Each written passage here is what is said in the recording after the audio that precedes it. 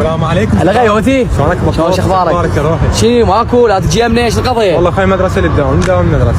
يا غيوتي يوم بالليل عندنا قعده وكلش تفوتك ولا ما تجي نخرب. لا خاي كسره ما حلو، انا مبتعد عنه. يعني ما تجي؟ ابويا ما يقبل. تمام يصير خير. يلا حبيبي خذ راحتك. عبدو هذا مو مال عين وغاتي، بالليل قعده وناخذ مالاته ونطرده، فهمت؟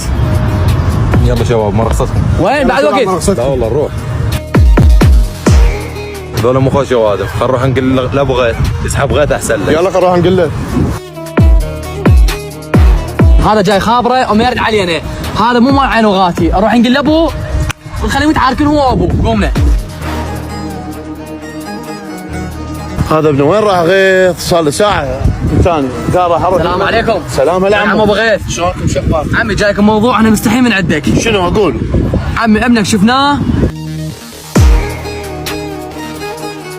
يشرب ايه؟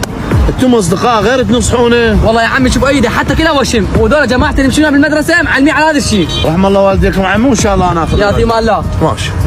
بابا غيث وين كنت؟ مدرسه ابويا. يا مدرسة، اجونا جماعتك يقول لك عندك من هاي السوالف مو زينة ووشم، وين موبايلك؟ هذا يا ابوي موبايل. اعطيني، بعد مدرسة ماكو، وهذول جماعتك كم مرة نصحتك من عندهم؟ قلت لك بعد لا تمشي وياهم، امشي للبيت.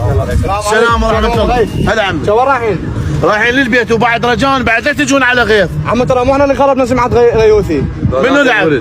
هسه هم اللي جوك ذول الاثنين بطوط وعبدو؟ بطوط وعبدو ان شاء الله. جوني قالوا لي انتم خربتوا سمعته ويشرب. ابويا الوقت ان شاء الله راح يكشف.